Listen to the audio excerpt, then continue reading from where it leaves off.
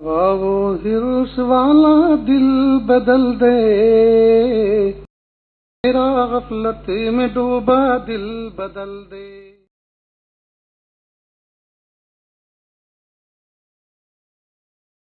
محمد وبارک وسلم۔ اللهم صل على سيدنا محمد وعلى آل سيدنا محمد وبارک وسلم۔ اللهم صل على سيدنا محمد وعلى آل سيدنا محمد وبارک وسلم۔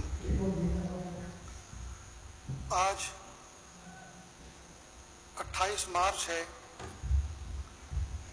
ہفتے کا دن ہے، پوری کی پوری دنیا سکتے میں ہے، بھی ہے، پریشان ہے، اور ہر بندہ اپنے گھروں کے اندر محصور اور مقفل ہو کر رہ گیا ہے۔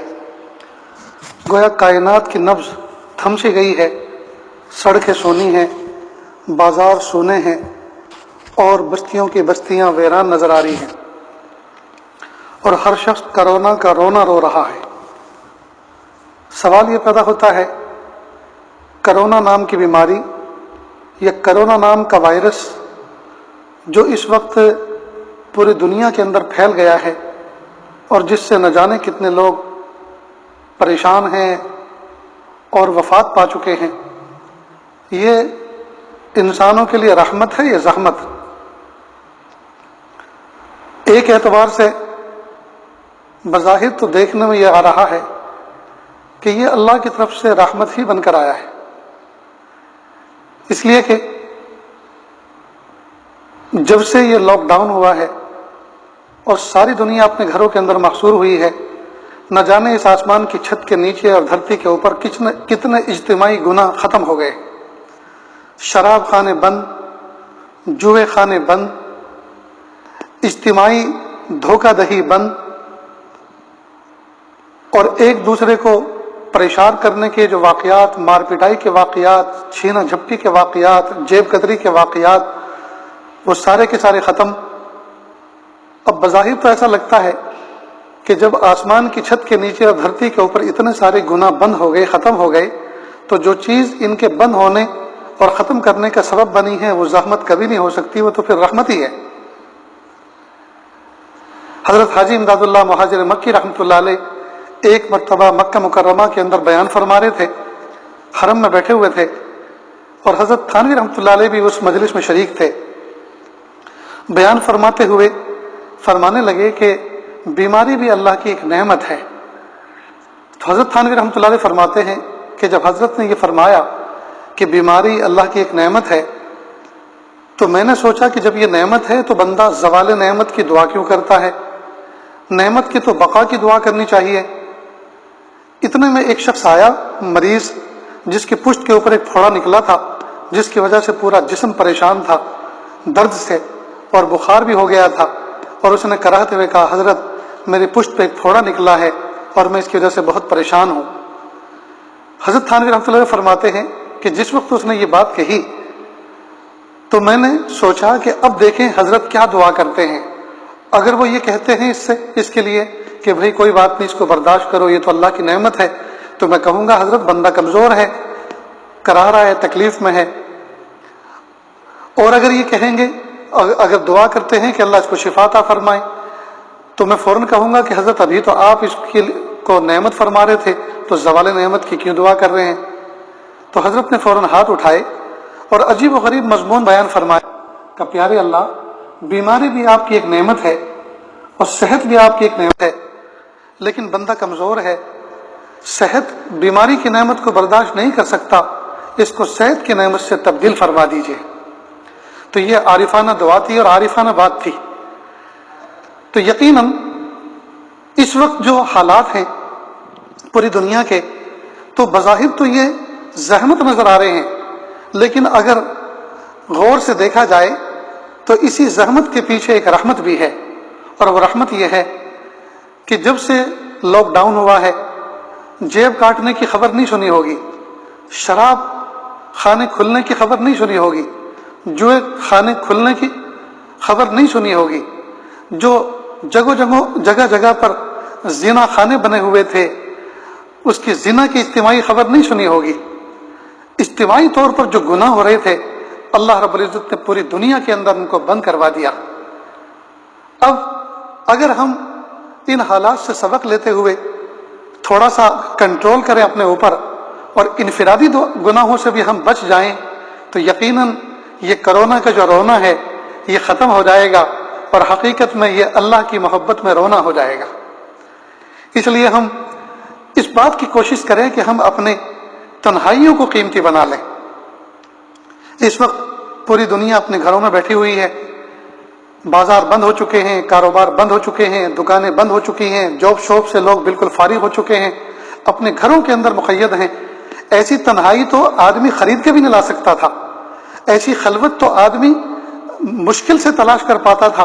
کوئی نہ کوئی ملنے والا آتا تھا، کوئی نہ کوئی ملاقاتی آتا تھا، کوئی نہ کوئی دل میں تقاضا پیدا ہوتا تھا، آدمی اپنے گھر کو چھوڑ کر کسی نہ کسی سے ملنے جاتا تھا۔ لیکن یہ ایسی اضطراری خلوت ملی ہے، اللہ پاک نے عطا فرمائی ہے کہ جو شاید زندگی میں کبھی ملے گی بھی نہیں۔ لہٰذا اب جو حال اللہ کی طرف سے ہمارے اوپر آیا ہے، ہم اس سے خیر کے پہلو نکالیں اور اس میں خیر کا اکتساب کریں، خیر کو کمائیں، حاصل کریں اور اس وقت کو قیمتی بنا لیں۔ لہٰذا پہلے اس بات کو سمجھ لیں کہ دنیا اس زمانے کے اندر باوجود اپنی سائنسی ترقی کے عروج کے زمانے پر ہوتے ہوئے، باوجود اپنی ایجادات کے عروج کے زمانے پہ ہوتے ہوئے، باوجود اپنی فہم اور عقل کے اعتبار سے بہت سمجھدار اپنے آپ کو سمجھتے ہوئے، اس کمزور سی اور چھوٹی سی جراثیم اور وائرس کے مقابلے میں بے بس نظر آ رہی ہے۔ وہ حکومتیں جو اپنے آپ کو سپر پاور کہتی تھیں اور دھاک جماتی تھی کمزوروں پر، آج سب کے سب بے بس نظر آ رہی ہیں اور ہاتھ ملتے ہوئے نظر آ رہے ہیں۔ وہ حکومتیں جنہوں نے خطرناک قسم کے ہتھیار ایجاد کر رکھے ہیں انسانوں کو ختم کرنے کے لیے، لیکن ان ہتھیاروں سے وہ انسانوں کو تو کیا ہلاک کرتے، وہ اس بیماری کا مقابلہ کرنے پہ بالکل عاجز نظر آ رہے ہیں۔ حقیقت یہ ہے کہ اللہ رب العزت نے ایک غیر مرئی، جو نیری آنکھوں سے نظر بھی نہیں آتی بیماری، یعنی اس کا سبب اور اس کا جرثومہ اور اس کا وائرس اور اس کا جراثیم، جو آنکھوں سے کھلی آنکھوں سے نظر بھی نہیں آتا، جس کو یہ عاجز کہتا ہے کہ ناپو تو نپے نہیں، تولو تو تلے نہیں، اور کھلی آنکھوں سے دکھے نہیں، آج اس بیماری کو، اس بیماری سے ساری کی ساری دنیا بے بس نظر آ رہی ہے۔ اصل میں اس چیز کے وائرس تو پہلے بھی سنا، لوگ کہہ رہے ہیں کہ وہ کسی نہ کسی عنوان سے موجود تھے۔ جو صحت کے محکمے کے لوگ ہیں، ڈاکٹر ہیں، وہ کہہ رہے ہیں کہ اس سے پہلے بھی اس طرح کی جراثیم اس کائنات کے اندر موجود تھے اور کسی نہ کسی آدمی کو کسی نہ کسی درجے میں وہ لگتے رہتے ہیں، لیکن ان سے موت واقع ہو جائے یہ بہت کم ہوتا ہے۔ اصل میں ایک سمجھنے کی چیز ہے کہ اللہ رب العزت نے یہ جو بیماری جراثیم کی صورت میں اس وقت دنیا کے اندر پھیلائی ہے، یہ اصل میں ہم سب کو ایک بہت بڑا سبق دیتی ہے، اور سبق یہ دیتی ہے کہ کائنات کے اندر کوئی چیز بڑی نہیں ہے، اللہ ہی بڑے ہیں۔ اللہ بڑے ہیں، اللہ کا حکم بڑا ہے، اللہ کا نام بڑا ہے، اللہ کا کام بڑا ہے۔ بندے انتہائی کمزور ہیں، کمزوروں کو چاہیے کہ وہ ہمیشہ قوی کی طرف، طاقتور کی طرف رجوع کرے اور اپنی کمزوری کا ہمیشہ احساس رکھے۔ اس عاجز کو تو تعجب ہوتا ہے، آج کی حکومتیں اور بالخصوص وہ حکومتیں جو اللہ پر یقین رکھتی ہیں، ایک اللہ کو ایک مانتی ہیں، اللہ کو خالق و مالک جانتی ہیں، اس کے ساتھ شرک نہیں کرتی، وہ حکومت، ان حکومتوں کے ذمہ دار بھی یہ بات کہہ رہے ہیں کہ یہ آسمانی جو مصیبت آئی ہے اس سے ہم ڈٹ کر مقابلہ کریں گے۔ ذرا سوچنے کی بات ہے کہ یہ الفاظ کتنے گھناؤنے ہیں۔ ڈر لگتا ہے کہ کہیں اللہ کی مزید پکڑ نہ آ جائے ان الفاظ کی وجہ سے۔ جو لوگ یوں کہہ رہے ہیں کہ اس آسمانی مصیبت کا ہم مقابلہ کریں گے، تو اس کا مطلب کیا ہوا؟ یعنی وہ یہی کہہ رہے ہیں در پردہ کہ ہم گویا اللہ کی طاقت سے مقابلہ کریں گے۔ تو یہ مشت خاک، ایک مٹھی مٹی، یہ انسان کیا اللہ کی طاقت کا مقابلہ کر سکتا ہے؟ یقیناً انسان اپنی صلاحیتوں سے اور اپنے اسباب کی دنیا میں رہتے ہوئے اللہ تعالیٰ کی اس بیماری سے مقابلہ ہرگز نہیں کر سکتا۔ اس سے مقابلہ اگر کرنا ہو تو وہ اس طور پہ کرنا ہوگا کہ وہ سب سے پہلے اپنی گناہوں سے توبہ کرے، ندامت کے آنسو بہائے، شرمندگی کا اظہار کرے، اپنے گناہوں سے سچی توبہ کرے، اللہ سے معافی مانگے، اللہ کو بڑا سمجھے اور اپنے آپ کو کچھ نہ سمجھے، اگر یہ ساری کی ساری کائنات اس بات پر آ جائے تو اس کو مقابلہ تو نہیں کہیں گے، لیکن جو مقابل میں شخص ہے، یعنی جو ذات ہے، اللہ کی اس ذات کے سامنے اس کی قوت کو ماننا ہوگا اور اپنے آپ کو اپنی کمزوری کا اعتراف کرنا ہوگا۔ اس طرح سے تو ہم اس کا مقابلہ کر سکتے ہیں، یعنی اللہ تعالیٰ کی مدد اپنی طرف متوجہ کر سکتے ہیں، ورنہ لفظ مقابلہ اور جو ہے اسی طرح سے اس بیماری سے ہم جنگ کریں گے، یہ اس قسم کے الفاظ سے تمام لوگوں کو اللہ تعالیٰ کی پناہ مانگنی چاہیے۔ اس وقت اس عاجز کو وہ واقعہ یاد آ رہا ہے جب ابرہہ اپنا لشکر لے کر چلا تھا یمن کی طرف سے کعبۃ اللہ کو گرانے کے لیے، اور مینا کے پہاڑوں میں آ کے ٹھہرا تھا۔ اللہ کی شان، اللہ رب العزت نے اس کے لشکر کو چکنا چور کیا، اور چکنا چور کس سے کیا؟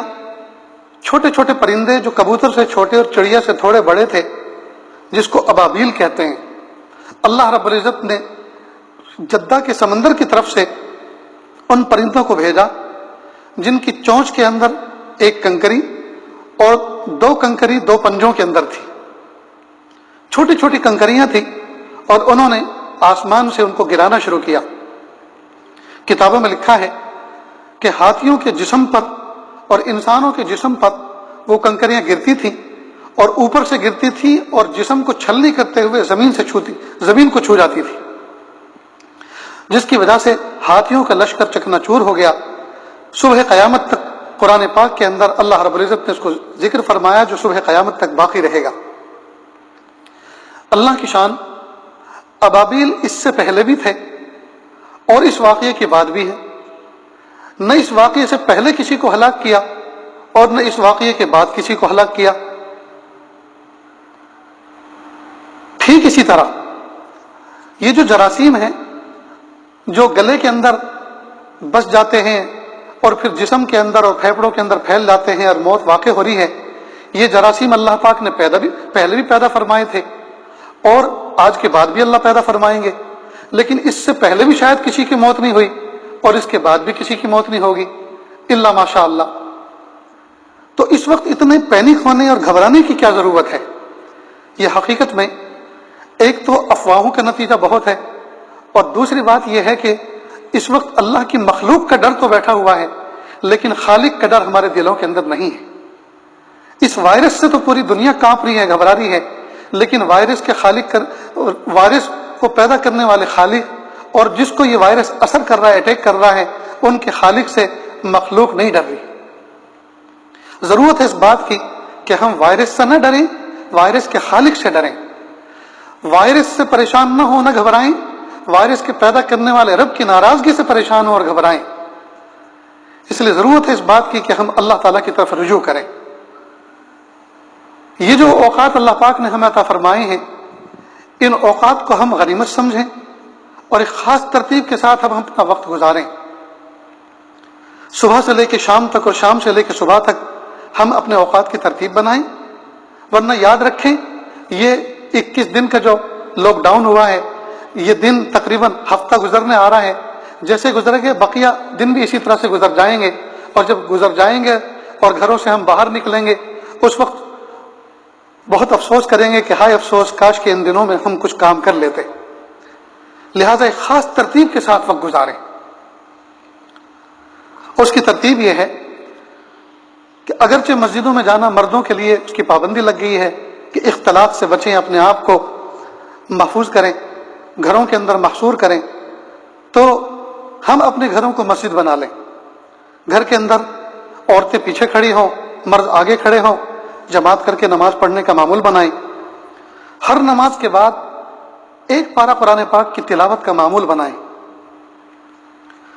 اگر یہ عاجز آپ کو یوں کہے کہ روزانہ 5 پارے قرآن پاک کی تلاوت کریں تو نفس کو بہت بھاری لگے گا، لیکن یہ عاجز کہتا ہے کہ آپ مصلی کے قریب ہی قرآن پاک رکھیں اور مصلی سے نہ اٹھنے پائیں، اپنی جگہ سے نہ اٹھنے پائیں، وہیں بیٹھے بیٹھے ایک پارہ قرآن پاک کی تلاوت کر لیں۔ تو جب 5 نمازیں مکمل ہوں گی تو انشاءاللہ ثم انشاءاللہ آپ کے 5 پارے گویا مکمل ہو چکے ہوں گے۔ ایک دن میں اللہ تعالیٰ عافیت کے ساتھ 5 پارے پڑھنے کی ہمیں توفیق عطا فرما رہے ہیں، یہ کتنی بڑی اللہ کی نعمت ہے۔ 6 دن میں ایک قرآن پاک مکمل ہوگا۔ دوسرا عمل یہ کریں کہ ہم ظہر کے بعد یا عصر کے بعد کوئی ایک وقت متعین کر لیں، 1000 مرتبہ استغفار پڑھیں اور 1000 مرتبہ درود شریف۔ کہنے کو تو 1000 مرتبہ استغفار اور درود شریف یہ بہت بڑا فگر معلوم ہوتا ہے، سن کر آدمی تھوڑا سا چونکتا ہے کہ 1000 مرتبہ میں کب پڑھ پاؤں گا، تو سنیں اور دل کے کانوں سے سنیں۔ استغفار کے لیے سب سے چھوٹا صیغہ ہے استغفر اللہ، یا اللہ میں آپ سے معافی چاہتا ہوں، اور اگر الف کی جگہ نون لگا دیں تو اس کا مطلب یہ ہوگا نستغفر اللہ، اللہ ہم آپ سے معافی چاہتے ہیں۔ اس کا فائدہ زیادہ ہے، اس لیے کہ استغفر اللہ میں بندہ گویا صرف اکیلا اللہ سے معافی مانگ رہا ہے، اور نستغفر اللہ میں یہ نیت کرے اللہ میں بھی آپ سے معافی چاہتا ہوں اور میں پوری امت کی طرف سے آپ سے معافی چاہتا ہوں، اللہ معاف کر دیجیے۔ لہٰذا نستغفر اللہ یہ سب سے چھوٹا صیغہ ہے۔ 12 سے 15 منٹ لگتی ہے نستغفر اللہ 1000 مرتبہ پڑھنے میں۔ اب سوچئے ذرا، اس تنہائی میں کیا ہم 12 سے 15 منٹ استغفار کے لیے نہیں نکال سکتے؟ ضرور نکال سکتے ہیں۔ لہٰذا آپ اپنے موبائل کے اندر کاؤنٹر نام کی ایپ آتی ہے جس میں گنتی کے عدد شمار کیے جاتے ہیں، ان کو محفوظ کیا جاتا ہے، اس کو ڈاؤن لوڈ کر لیں یا تسبیحات میں لے لیں یا قلم کاغذ لے کر بیٹھ جائیں اور سو کر کے اس کو جمع کر لیں۔ بہرحال بہت ساری شکلیں ہو سکتی ہیں، تسبیح پر آپ گن سکتے ہیں، انگلیوں پہ گن سکتے ہیں، اور آپ فون میں گن سکتے ہیں۔ 1000 مرتبہ استغفار کریں۔ قرآن پاک کی آیت جو عاجز نے شروع میں آپ کے سامنے پڑھی، اللہ فرما رہے ہیں وَمَا كَانَ اللَّهُ لِيُعَذِّبَهُمْ وَأَنْتَ فِيهِمْ۔ اصل میں جس زمانے میں اللہ کے محبوب صلی اللہ علیہ وسلم مکہ مکرمہ میں دین کی دعوت کا کام کر رہے تھے اور کفار مکہ، بے دین مکہ آپ نبی کریم صلی اللہ علیہ وسلم کو پریشان کر رہے تھے اور اہل ایمان کو پریشان کر رہے تھے۔ اب یہاں ایک سوال یہ پیدا ہوتا ہے، جب وہ اتنا پریشان کر رہے تھے تو اللہ پاک نے ان پہ عذاب کیوں نہیں بھیجا، اپنی پکڑ کیوں نہیں بھیجی؟ تو اللہ تعالیٰ گویا اس آیت مبارکہ میں اس کا جواب دے رہے ہیں وَمَا كَانَ اللَّهُ لِيُعَذِّبَهُمْ وَأَنْتَ فِيهِمْ۔ اے میرے محبوب صلی اللہ علیہ وسلم، آپ ان کے درمیان میں رہیں، آپ لوگوں کے درمیان میں رہیں اور ہم اس قوم پر عذاب بھیجیں، یہ نہیں ہو سکتا۔ معلوم ہوا اللہ کے محبوب صلی اللہ علیہ وسلم کی ذات بابرکت وہ اللہ تعالیٰ کے عذاب سے وقایے کا باعث تھی، رکاوٹ کا باعث تھی۔ پھر آپ نبی کریم صلی اللہ علیہ وسلم مکہ مکرمہ سے ہجرت کر کے مدینہ طیبہ تشریف لے گئے۔ اب یہاں سوال پیدا ہوتا ہے، اب تو میدان خالی تھا، اب تو کفار مکہ جنہوں نے پریشان کیا تھا، جن کی وجہ سے سارے اہل ایمان ہجرت کر کے مدینہ طیبہ چلے گئے تھے اور اللہ کو نہیں مان رہے تھے، اللہ کے ساتھ شرک کر رہے تھے، اہل ایمان کو پریشان کر رہے تھے، اب تو ان پہ عذاب آنا چاہیے تھا۔ تو اللہ پاک نے دوسری جز کے اندر بیان فرمایا وَمَا كَانَ اللَّهُ مُعَذِّبَهُمْ وَهُمْ يَسْتَغْفِرُونَ، اور اللہ پاک ان لوگوں کو بھی عذاب نہیں دیتے جو استغفار کرنے والے ہوں۔ اصل میں کفار مکہ کے اندر ایک خوبی یہ تھی کہ جس وقت وہ کعبۃ اللہ کا طواف کرتے تھے تو وہ استغفار کرتے تھے، غفرانک غفرانک، پیارے اللہ معاف کر دیجئے، پیارے اللہ معاف کر دیجئے، پیارے اللہ معاف کر دیجئے۔ تو جس وقت وہ استغفار کرتے تھے تو اللہ پاک نے ان کے بارے میں فرمایا وَمَا كَانَ اللَّهُ مُعَذِّبَهُمْ وَهُمْ يَسْتَغْفِرُونَ، اور اللہ رب العزت ان کو بھی عذاب نہیں دیتے جو استغفار کرتے ہیں۔ تو جب کفار مکہ استغفار کرتے ہوئے کعبۃ اللہ کا طواف کرتے تھے تو اللہ پاک ان لوگوں کو اپنا عذاب ان پر نہیں نازل فرما رہے تھے۔ تو جب کفار کے لیے استغفار اللہ کے عذاب سے بچاؤ کا باعث بن جاتا ہے تو اہل ایمان اگر استغفار کریں گے تو اللہ تعالیٰ اپنی پکڑ سے اور عذاب سے کیوں نہیں بچائیں گے؟ لہٰذا 1000 مرتبہ کم از کم ہم سب لوگ 1000 مرتبہ استغفار کا معمول بنائیں اور جمع کا صیغہ استعمال کریں تو زیادہ اچھا ہے کہ نستغفر اللہ نستغفر اللہ نستغفر اللہ۔ تو 2 عمل ہوئے۔ تیسرا عمل 1000 مرتبہ درود شریف پڑھیں، اور سب سے چھوٹا درود شریف ہے صلی اللہ علیہ وسلم، اس میں درود بھی ہے اور سلام بھی ہے، صلی اللہ علیہ وسلم۔ جب کوئی بندہ 1 مرتبہ اللہ کے محبوب صلی اللہ علیہ وسلم پر درود شریف بھیجتا ہے تو اللہ تعالیٰ 10 رحمتیں اس پر نازل فرماتے ہیں۔ جب کوئی بندہ حضور پاک صلی اللہ علیہ وسلم کے روزے پر صلاۃ حضور پڑھتا ہے، جالی کے سامنے جا کر مسجد نبی میں بیٹھ کر حضور پر صلاۃ حضور پڑھتا ہے تو آپ نبی کریم صلی اللہ علیہ وسلم اس کو براہ راست سنتے ہیں۔ لیکن جو شخص اپنے اپنے مقام سے اپنے اپنے ملکوں سے، اپنے اپنے بستیوں سے درود بھیجتا ہے، سلام بھیجتا ہے، تو فرشتہ اس کے لیے مستقل مقرر ہے جو اللہ کے محبوب صلی اللہ علیہ وسلم کو درود پہنچاتا ہے اور کہتا ہے پیارے محبوب صلی اللہ علیہ وسلم فلاں ابن فلاں نے آپ کو یہ درود و سلام بھیجا ہے۔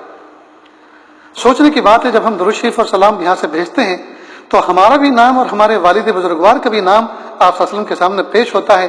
یہ کتنی بڑی ہمارے لیے سعادت اور خوش نصیبی کی بات ہے۔ تو جب ہم ایک مرتبہ درود و سلام بھیجتے ہیں تو اللہ تعالیٰ کی 10 رحمتیں نازل ہوتی ہیں۔ تو یہ کتنی بڑی نعمت کی بات ہے، کتنی بڑی رحمت کی بات ہے۔ ہماری رحمت کے لیے، ہماری مغفرت کے لیے تو ایک ہی رحمت کافی تھی، کام بنانے کے لیے ایک ہی رحمت کافی تھی، چاہے کہ اللہ ایک درود پر 10 رحمتیں نازل فرماتے ہیں۔ اور دوسری بات یہ ہے کہ جب محبوب صلی اللہ علیہ وسلم پر وہ درود و سلام پہنچتا ہے تو اللہ کے محبوب صلی اللہ علیہ وسلم اس کا ہمیں جواب دیتے ہیں، نیز اللہ تعالیٰ سے دعا مانگ کر ہمیں اس کا جواب، اس کا بدلہ لوٹاتے ہیں۔ تو محبوب صلی اللہ علیہ وسلم ہمارے لیے دعا کرتے ہیں، تو ایک طرف اللہ کی رحمت نازل ہوتی ہے اور دوسری طرف اللہ کے محبوب صلی اللہ علیہ وسلم کی دعا ہمیں ملتی ہے۔ تو بتائیے 2 رحمتیں اور نعمتیں ہمیں مل رہی ہوں اور پھر ہم پریشان ہوں، یہ کیسے ہو سکتا ہے؟ لہٰذا کم از کم 1000 مرتبہ روزانہ درود شریف پڑھنے کا معمول بنائیں، اور سب سے چھوٹا درود شریف ہے صلی اللہ علیہ وسلم۔ یہ بھی 12 سے 15 منٹ میں 1000 مرتبہ آسانی کے ساتھ مکمل ہو جاتا ہے۔ نیز ایک منزل مناجات مقبول کی روزانہ پڑھیں۔ حضرت تھانوی رحمۃ اللہ علیہ کا جمع کیا ہوا مجموعہ ہے دعاؤں کا جس کو مناجات مقبول کہتے ہیں۔ ہفتے میں 7 دن ہوتے ہیں تو اس کی 7 منزلیں حضرت نے بنائی ہیں۔ 4 سے 5 منٹ لگتی ہے ایک منزل پڑھنے میں۔ اب یہ مناجات مقبول ہے کیا؟ اللہ تعالیٰ نے جن دعاؤں کے مانگنے کا حکم فرمایا قرآن پاک میں، یا محبوب صلی اللہ علیہ وسلم نے جن دعاؤں کو مانگ کے دکھلایا اور ہمیں مانگنے کا حکم دیا، وہ ساری کی ساری دعائیں مناجات مقبول کے اندر حضرت تھانوی رحمۃ اللہ علیہ نے جمع فرمائی ہیں۔ تو اگر ہم نے روزانہ ایک منزل پڑھی تو جمعہ کے دن انشاءاللہ ہماری 7 منزلیں پوری ہوں گی۔ تو گویا ہم نے ہفتے کے اندر وہ ساری کی ساری دعائیں مانگ لیں جن دعاؤں کو زندگی بھر محبوب صلی اللہ علیہ وسلم نے مانگ کر دکھلایا۔ یہ کتنی بڑی سعادت کی بات ہے۔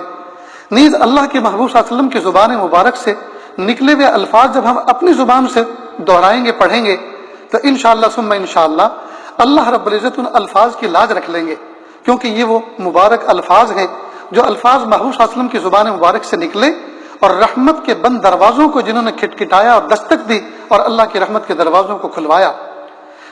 اگر ہم ان الفاظ کو اپنی زبان سے دہرائیں گے، ادا کریں گے، تو انشاءاللہ قوی امید ہے کہ اللہ رب العزت ان الفاظ سے کی جانے والی دعاؤں کو رد نہیں فرمائیں گے۔ لہٰذا روزانہ ایک منزل ہم پڑھنے کا معمول بنائیں۔ اللہ کی ذات سے امید ہے کہ اگر آپ پلے اسٹور پر دیکھیں تو PDF میں مناجات مقبول حضرت تھانوی رحمۃ اللہ علیہ کی آسانی سے مل جائے گی، اور ایک ایک منزل ہم روزانہ فون میں بھی پڑھ سکتے ہیں۔ اس کے علاوہ ایک معمول یہ بنائیں کہ صلاۃ التسبیح، جس کو اللہ کے محبوب صلی اللہ علیہ وسلم نے اپنے چچا کو جب نصیحت فرمائی تھی کہ چچا جان زندگی میں ایک مرتبہ، سال میں ایک مرتبہ، یا مہینے میں ایک مرتبہ، ہفتے میں ایک مرتبہ، یا روزانہ ایک مرتبہ اس کو ضرور پڑھ لیں، تو جب محبوب صلی اللہ علیہ وسلم اپنے چچا کو یہ فرما رہے ہیں تو امت کے لیے تو بدرج اولا اس میں سبق ملتا ہے کہ اپنے محبوب چچا کو جب کوئی نصیحت فرما رہے ہیں تو یہ امت کے لیے عمل کرنے والی چیز ہے۔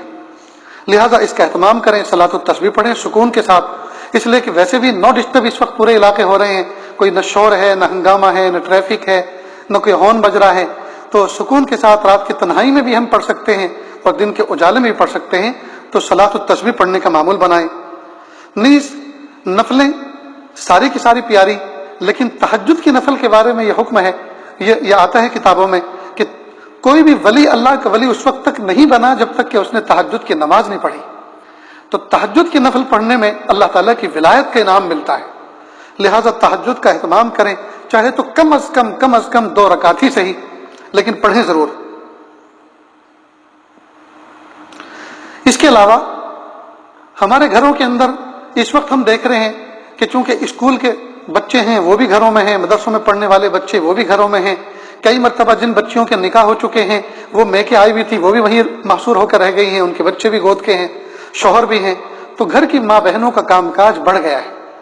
لہٰذا ضرورت ہے اس بات کی کہ مرد حضرات، جوان بچے وہ ماں باپ کے کاموں میں ہاتھ بٹائیں، برتن دھونے میں کام لگیں، کوکنگ میں کام لگیں، بہت سے بچے جو ہے اپنی ماں کے ساتھ رہ کر جو بچیاں ہیں وہ تو کوکنگ جانتی ہیں، ان کا تو شوق ہوتا ہے، ان کا تو کام ہوتا ہے، لیکن مرد بچے بھی جو ہیں وہ بھی کوکنگ سیکھ سکتے ہیں، کھانا پکانا سیکھ سکتے ہیں تعاون کرنے کے بہانے، لہٰذا وہ بھی اس کام میں لگیں۔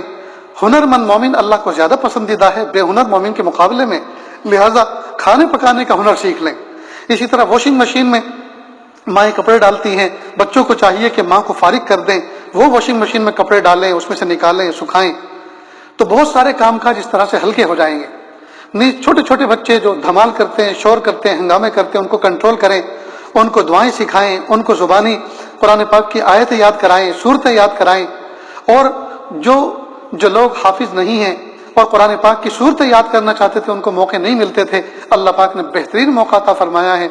چند صورتیں یاد کی جا سکتی ہیں، چند پارے یاد کیے جا سکتے ہیں، جو یاد کی ہوئی صورتیں بھول گئے ہیں ان کے دور کر سکتے ہیں۔ حفاظ کرام کے لیے بہت اچھا موقع ہے کہ وہ شاندار دور کر سکتے ہیں۔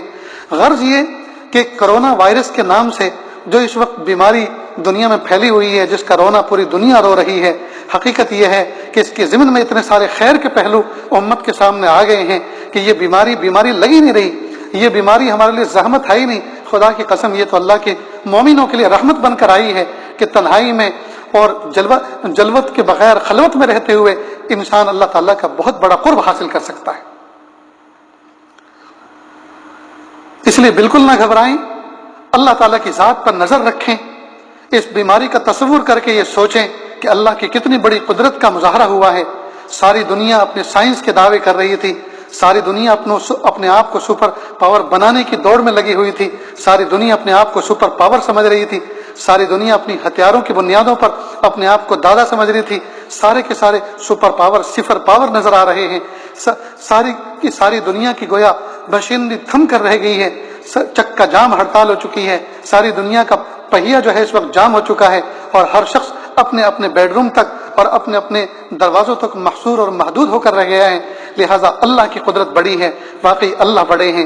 اس لیے تو جس وقت مومن کے ہاں کوئی بچہ پیدا ہوتا ہے تو پیدا ہوتے کے ساتھ ہی کوئی دائیں کان میں اور بائیں کان میں اذان اور تکبیر کہتا ہے، جس کے دونوں کے الفاظ تقریباً سملر ہیں۔ دائیں کان میں اذان کہتا ہے، بائیں کان میں تکبیر کہتا ہے، اور دونوں کے الفاظ ایک، اللہ اکبر، اللہ اکبر، اللہ سب سے بڑا ہے، اللہ سب سے بڑا ہے۔ یقیناً آج ہمیں پتہ چل رہا ہے کہ اللہ سب سے بڑا ہے۔ کاش کہ ہم پیدائش کے وقت جو ہمارے کان میں کسی نے یہ پیغام ڈال دیا تھا کہ اللہ سب سے بڑا ہے، اللہ سب سے بڑا ہے، اور مسجد کے بلند میناروں کے ذریعے سے جو صدا بلند ہوئی تھی، اور دن میں 5 اذانوں کے اندر 25 دفعہ اس کو بار بار ریمائنڈر دیا گیا تھا اور یاد دہانی کرائی گئی تھی کہ اللہ سب سے بڑا ہے، اللہ سب سے بڑا ہے۔ کاش کہ ہم اس سبق کو یاد کریں اور اس پر غور کریں کہ واقعی اللہ ہی سب سے بڑا ہے۔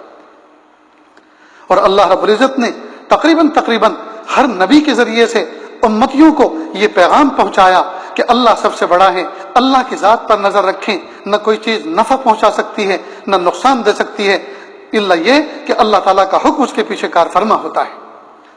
سیدنا موسیٰ علیہ السلام ایک مرتبہ جنگل میں تھے، دائیں ہاتھ میں ان کے عصا تھا۔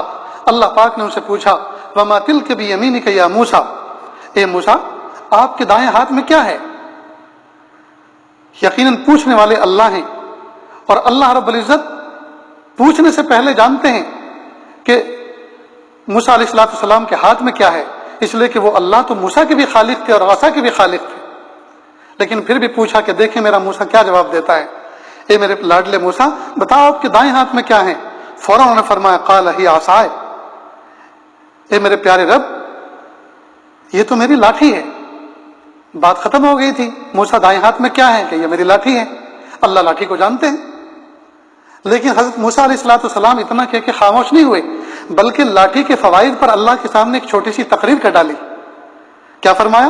قال ہی عصائے، پیارے اللہ یہ میری لاٹھی ہے، اتوکل علیہا، میں اس پر ٹیک لگاتا ہوں، واحش بہا علی غنمی، اور اس کے ذریعے سے میں درخت پہ اس کو مار کر پتے جھاڑتا ہوں اور اپنی بکریوں کو چراتا ہوں، ولی فیہا معارب اخری، اور یہ بڑے کام کی چیز ہے، اس سے اور بھی میرے بہت سے مقاصد وابستہ ہیں، فوائد وابستہ ہیں۔ گویا اللہ کے سامنے لاٹھی کے فوائد پر مزے لے کر تقریر کر ڈالی۔ اللہ پاک نے فوراً فرمایا، القیہا یا موسیٰ، اے موسیٰ اس کو ذرا چھوڑو تو۔ حضرت موسیٰ علیہ السلام نے اس کو چھوڑ دیا، جیسے چھوڑا فَإِذَا هِيَ حَيَّةٌ تَسْعَىٰ، وہ تو لہراتا ہوا اژدہا بن گیا۔ اب حضرت موسیٰ علیہ السلام گھبرا گئے۔ اللہ پاک نے فرمایا اے موسیٰ ڈرو نہیں۔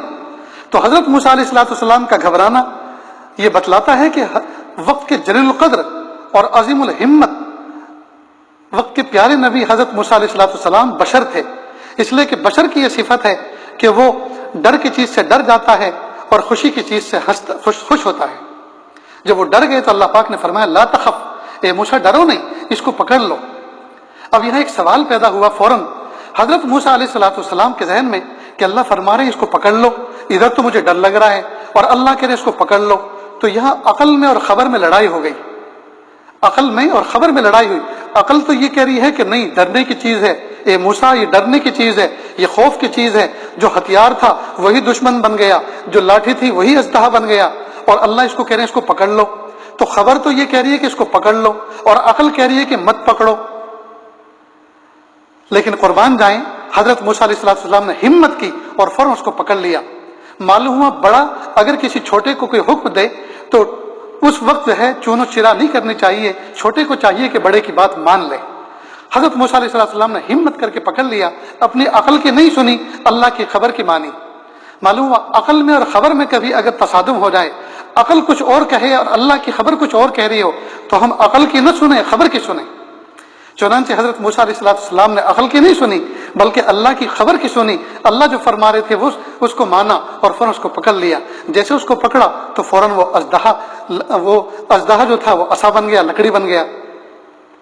اب اتنا تو آپ نے سنا بھی ہوگا اور پڑھا بھی ہوگا، سنیں گے بھی بہت اور پڑھیں گے بھی بہت، لیکن بٹوین دی لائن، بین السطور، اللہ تعالیٰ اس میں ایک میسج دے رہے ہیں قرآن پاک کے ذریعے سے حضرت موسیٰ علیہ السلام کے واسطے سے صبح قیامت تک کے لیے۔ اور وہ پیغام یہ ہے کہ اے موسیٰ، جب میں نے تم سے پوچھا کہ تمہارے ہاتھ میں کیا ہے تو تم نے کہا عصا ہے، اور صرف اتنا کہہ کے خاموش نہیں ہو گئے بلکہ اس کے فوائد بیان کیے اور تم نے اس کو نفع والی چیز سمجھا۔ جب میں نے کہا اے موسیٰ اس کو چھوڑ دو تو تم نے میری بات مان کے چھوڑ دیا، اور جب وہ میرے حکم سے سانپ بن گیا تو تم اس سے ڈر گئے، تو تم نے سانپ کو نقصان والی چیز سمجھا۔ تو جب تک وہ عصا تھا، لکڑی تھی، تم نے اس کو نفع والی چیز سمجھا، اور جب وہ سانپ بن گیا تو تم نے اس کو نقصان والی چیز سمجھا۔ جب میں نے کہا اے موسیٰ تم اس کو پکڑ لو، میں اس کو لاٹھی بنا دوں گا، اصل شکل میں منتقل کر دوں گا، تو تم نے میرے حکم سے اس کو پکڑ لیا، چنانچہ وہ میرے حکم سے لاٹھی بن گئی۔ اے موسیٰ خبردار، نہ لاٹھی نفع پہنچا سکتی ہے اور نہ کوئی اژدہا نقصان دے سکتا ہے۔ ہم چاہیں تو نفع پہنچانے والی لاٹھی کو نقصان دینے والی چیز اژدہے کی شکل میں منتقل کر سکتے ہیں، اور ہم چاہیں تو نقصان دینے والے اژدہے کو نفع دینے والی لاٹھی کی شکل میں منتقل کر سکتے ہیں۔ نہ اژدہے میں نقصان دینے کی صلاحیت ہے، نہ لاٹھی میں نفع پہنچانے کی صلاحیت ہے۔ ہمارے حکم سے لاٹھی نفع پہنچاتی ہے اور ہمارے حکم سے نقصان دینے والا اژدہا نقصان دیتا ہے۔ ہم چاہیں تو نقصان والی چیز کو نفع والی بنا دیں، اور ہم چاہیں تو نفع والی چیز کو نقصان والی بنا دیں۔ چیزوں کے اندر نفع نقصان نہیں ہے۔ اے میرے بھائیوں، میری ماں بہنوں، بالکل نہ گھبرائیں، بالکل نہ ڈریں۔ یہ وائرس امت کا کچھ نہیں بگاڑ سکتا، یہ وائرس کچھ نہیں بگاڑ سکتا، یہ وائرس کچھ نہیں بگاڑ سکتا۔ کرنے والی ذات اللہ کی ہے، کرنے والی ذات اللہ کی ہے، کرنے والی ذات اللہ کی ہے۔ اللہ پاک نے جو تنہائی کا کچھ وقت ہمیں عطا فرمایا ہے، ہم اس کو غنیمت سمجھیں۔ خدا کی قسم، خرید کے بھی ایسی تنہائی حاصل نہیں کر سکتے۔ ہم اگر چاہیں بھی زور لگائیں دنیا کے، ایسی تنہائی، ایسی خلوت حاصل نہیں کر سکتے جیسی اللہ پاک نے اضطراری طور پہ ہمیں عطا فرمائی ہے۔ ہمیں چاہیے کہ ہم اس کو کیش کر لیں، ہم اس کو نقد کر لیں، اور ہم اپنے روٹھے ہوئے رب کو منا لیں، اور اللہ کی قدرت پر ہم بار بار کلمہ پڑھ کر اپنے ایمان کی تجدید کریں۔ واقعی پیارے اللہ، آپ بڑے ہیں، کوئی بڑا نہیں ہے۔ آپ بڑے ہیں، نہ حکومتیں بڑی ہیں، نہ فوج بڑی ہیں، نہ ہتھیار بڑے ہیں، نہ سیاست بڑی ہے، نہ لوگوں کی سائنس بڑی ہے، نہ عقل بڑی ہے، نہ اسباب بڑے ہیں، نہ یہ دارالاسباب بڑا ہے۔ پیارے اللہ، آپ مسبب الاسباب ہیں، آپ بڑے ہیں۔ یا اللہ، ہم آپ پر ایمان لائے، یا اللہ ہم آپ پر ایمان لائے، ہم آپ کی بھیجی ہوئی شریعت پر ایمان لائے، آپ کی بھیجی ہوئی نبی کی تعلیم پر ایمان لائے۔ یا اللہ، ہمارے ایمان کو قبول فرما، اور یا اللہ ان حالات کے ذریعے سے پوری امت کو ایمان قبول کرنے والا بنا دیجیے۔ میری ماں بہنوں، بالکل نہ گھبرائیں۔ یہ فقیر آپ کے لیے دعا کرتا ہے، اپنے لیے بھی اللہ سے توبہ کرتا ہے، معافی مانگتا ہے، آپ کے لیے بھی دعا کرتا ہے۔ آپ سب بھی پوری امت کے لیے دعا کریں، پوری انسانیت کے لیے دعا کریں، اور جو کفار و مشرکین ہیں جو اللہ کے اللہ تعالیٰ کے نافرمان ہیں، اللہ کی نافرمانی کر کے اللہ کی ناراضگی مول لیے ہوئے ہیں، اللہ ان سب کو ہدایت عطا فرمائے کہ اللہ ان کو بھی ایمان کی دولت سمجھنے کی توفیق عطا فرمائے اور ہمیں ان کو سمجھانے کی صلاحیت عطا فرمائے۔ اللہ تعالیٰ کہنے سننے سے زیادہ عمل کی توفیق عطا فرمائے۔ وآخر دعوانا ان الحمد للہ رب العالمین۔ مختصر سی دعا کر لیجیے۔ بسم اللہ الرحمن الرحیم۔ اللہم صلی علی سیدنا محمد وعلی آل سیدنا محمد وبارک وسلم۔ لا احصی ثناء علیک انت کما اثنیت علی نفسک رب اغفر وارحم وانت خیر الراحمین۔ لا الہ الا اللہ الحلیم الکریم سبحان رب العرش العظیم والحمد للہ رب العالمین۔ نسألک موجبات رحمتک وعزائم مغفرتک والغنیمة من كل بر والسلامة من كل اسم۔ لا تدع لنا ذنبا الا غفرته ولا هما الا فرجته ولا حاجة هي لك رضا الا قضيتها یا ارحم الراحمین یا ارحم الراحمین یا ارحم الراحمین۔ اللہ جی ہم ظاہر میں آپ کے بندے اور بندیاں ہیں، حقیقت میں نہایت گندے ہیں۔ اللہ ہمارے دلوں کی گندگی کو دور فرما، ہمیں اپنی بندگی کا سلیقہ عطا فرما، شرمندگی والے کاموں سے ہماری حفاظت فرما، برے دن سے، بری بات سے، بری رات سے، برے انجام سے ہماری حفاظت فرما، سوء خاتمہ سے ہماری حفاظت فرما۔ اللہ جی ہم ناپے تولے جانے کے قابل نہیں ہیں، یہ ہاتھ اٹھائے جانے کے قابل نہیں ہیں۔ آپ سے نہ مانگے تو کس سے مانگیں، آپ سے نہ مانگے تو کس سے مانگیں، آپ سے سوال نہ کریں تو کس سے سوال کریں۔ اللہ ایک کمزور ایک قوی کے دروازے پر، ایک سائل ایک سخی کے دروازے پر، ایک محتاج ایک غنی کے دروازے پر حاضر ہیں۔ اے میرے پیارے رب، اے میرے سونے رب، اے میرے اچھے رب، رحمت فرما دیجیے، ہمارے ایمان کو قوی کر دیجیے، ہمارے یقین کو قوی کر دیجیے کہ اللہ ہمارے دلوں کو منور کر دیجیے، ہمارے دل و دماغ کو روشن کر دیجیے، ہمارے دل کے اندھیروں کو دور کر دیجیے۔ آپ کی ذات سے ہونے کا یقین یا اللہ دلوں میں جما دیجیے، یا اللہ ہمارے دلوں میں سما دیجیے، یا اللہ آپ ہمارے دلوں میں آ جائیے، ہمارے دلوں میں چھا جائیے، ہمارے دلوں میں بس جائیے۔ میرے پیارے اللہ اپنا عشق عطا فرما، اپنی محبت عطا فرما، اپنی معرفت عطا فرما، اپنا قرب عطا فرما، اپنی ولایت عطا فرما۔ یا اللہ ہم سب کو ایسا بنا دیجیے ہم آپ کو پسند آ جائیں، ہم سب کو ایسا بنا دیجیے ہم آپ کو پسند آ جائیں۔ اللہ جی ایک اندھا فقیر، ایک نابینا فقیر لوگوں کے دروازے پر بھیک مانگتا پھر رہا تھا، صدا لگاتے لگاتے وہ ایک دروازے پر آیا اور اس نے صدا لگائی یہ سمجھ کر کہ کسی شیخ کا دروازہ ہے، کوئی امیر کبیر کا دروازہ ہے، اور بلند صدا لگائی، بڑی امیدوں کے ساتھ صدا لگائی۔ او اونچے دروازے والے دے دے اللہ کے نام پر اللہ تیرا بھلا کرے، او اونچی کھڑکی والے دے دے اللہ کے نام پر اللہ تیرا بھلا کرے۔ نابینا تھا، بوڑھا تھا، اندھا تھا، پتہ نہیں چلتا تھا کہ کس کا گھر ہے کس کا در ہے۔ یہ الفاظ ایک نوجوان قریب میں بیٹھا سن رہا تھا۔ 3 مرتبہ جب صدا لگائی اور جواب کوئی نہ ملا تو کہنے لگا کس کنجوس کا گھر ہے، کس بخیل کا گھر ہے، ارے تو مالک ہے اپنے مال کا، میں کوئی زبردستی چھیننے تھوڑی آیا ہوں، میں بوڑھا ہوں، نابینا ہوں، کم از کم 3 مرتبہ صدا لگا دی تو میرے اوپر ترس کھا کے، بڑھاپے پہ ترس کھا کے کم از کم یوں تو کہہ دیتا پھوٹے منہ سے معاف کر، آگے دیکھ، پھر کبھی آنا۔ جب یہ الفاظ اس نے کہے، قریب میں ایک نوجوان بچہ اس منظر کو دیکھ رہا تھا، سن رہا تھا، وہ قریب آیا اور کہا بابا یہ تم نے کیا الفاظ کہے کہ کس کنجوس کا گھر ہے، کس بخیل کا گھر ہے، یہ کسی سیٹھ کا گھر نہیں، یہ تو جامع مسجد کا دروازہ ہے، اور آپ نے اللہ کی شان میں بخیل کہہ دیا، اللہ کو آپ نے کنجوس کہہ دیا۔ بس یہ سننا تھا۔ فقیر کانپ گیا، اپنا کشکول پھینک دیا اور مسجد کی چوکھٹ پکڑ کر مسجد میں داخل ہوا اور سجدے میں سر رکھ کر رونے لگا اور کہا اے میرے پیارے رب مجھے معاف کر دیجیے، مجھے معاف کر دیجیے، مجھے نہیں پتا میرے رب کا گھر ہے، میں نے آپ کو کنجوس اور بخیل کہہ دیا، اللہ مجھے معاف کر دیجیے۔ خوب معافی مانگی، خوب توبہ کی، باہر نکلا۔ نوجوان انتظار میں تھا، کہا بابا اب کس میں بھیک مانگو گے، آپ کا پیالہ تو ٹوٹ چکا، ریزگاری تو آپ کی نالی میں بکھر گئی، اب کس میں بھیک مانگو گے؟ فقیر نے کہا بیٹا اس دروازے پہ بھیک مانگنے کے بعد اب یہ عہد کر کے آیا ہوں مخلوق کے دروازے پہ کبھی بھیک نہیں مانگوں گا، مخلوق کے دروازے پہ کبھی صدا نہیں لگاؤں گا۔ میرے پیارے رب، میرے سونے رب، آج ہم بھی ہاتھوں کا پیالہ بنا کر آپ سے بھیک مانگ رہے ہیں، اللہ جی ہم بھی کبھی مخلوق کے سامنے ہاتھ نہیں پھیلائیں گے۔ میرے پیارے اللہ آپ ہمیں ایسی کیفیت دے دیجئے، ایسی نعمت دے دیجئے، ہمارے ہاتھ مخلوق کے سامنے پھیلنے سے ہمیشہ ہمیشہ کے لیے محفوظ ہو جائیں۔ میرے پیارے اللہ ہمیں بچا لیجئے، اللہ ہمیں نعمت عطا فرما دیجئے، اللہ ہمیں نعمت عطا فرما دیجئے۔ میرے پیارے رب ہمیں آج اپنے تقوی پہ شرم آ رہی ہے، اپنے یقین پہ شرم آ رہی ہے، اپنے ایمان پہ شرم آ رہی ہے۔ اللہ ہم کتنے کمزور ہیں، ہم سے تو وہ چرس پینے والا، وہ گنہگار، وہ چرس پینے والا اچھا نکلا کہ ایک مرتبہ وہ چرسی ایک نوجوان کے پاس گیا اور جا کر کہنے لگا بھائی کچھ چرس پینے کے لیے پیسے دے دو، بہت زیادہ طلب آ رہی ہے۔ نوجوان نے کہا کھانا کھلا دیتا ہوں لیکن چرس پینے کے لیے تو پیسے نہیں دے سکتا۔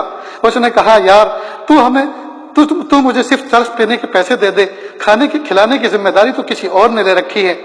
جب اس نے یہ الفاظ کہے چرسی نے تو نوجوان کو بڑا تعجب ہوا اور اس نے کچھ پیسے جیب میں سے نکال کر دے دیے. وہ پیسے لے کر ایک طرف کو چل دیا, پیچھے پیچھے وہ نوجوان بھی چل دیا. اس نے سوچا دیکھوں یہ جاتا کدھر ہے اور کرتا کیا ہے. راہ چلتے ہوئے جا رہا تھا, کہیں شادی خانے میں شادی ہو رہی تھی اور کھانا دائیں بائیں منتقل کیا جا رہا تھا. روڈ کے ایک طرف عورتوں کا انتظام تھا اور دوسری طرف مردوں کا انتظام تھا. مردوں کے حصے سے ایک شخص ٹرے میں بریانی لے کر عورتوں کی طرف لے کر جا رہا تھا کہ ٹھوکر لگی اور راستے کے بیچوں بیچ وہ ٹرے اس کی گر گئی. وہ ٹرے اپنی جھاڑ کر واپس دوسری لینے کے لیے چلا گیا. وہ چرسی وہیں بیٹھ کر اسی بریانی کو اس نے کھانا شروع کر دیا. اللہ کی شان, اس ترس پینے والے چرسی کی نظر کھاتے کھاتے مجھ پہ پڑی. میں نے اس کو دیکھا اور اس نے مجھے دیکھا. تو عجیب اس نے بات کہی جو زندگی میں کبھی بھول نہیں سکتا اور بھلا نہیں سکتا. اس نے عجیب بات کہی کہ وہ کھلاتا تو ہمیشہ برتن ہی میں ہے, لیکن آج کل ذرا اس سے انبن چل رہی ہے, مجھ سے ناراض ہے. اور ہاں وہ کریم اتنا ہے, غصہ چاہے جتنا ہو جائے بھوکا کبھی نہیں سلاتا. اے میرے پیارے رب, ایک چرسی کو آپ کے دینے, آپ کے ذات کے اوپر اتنا دینے کا یقین, اور ہم اپنے گھروں میں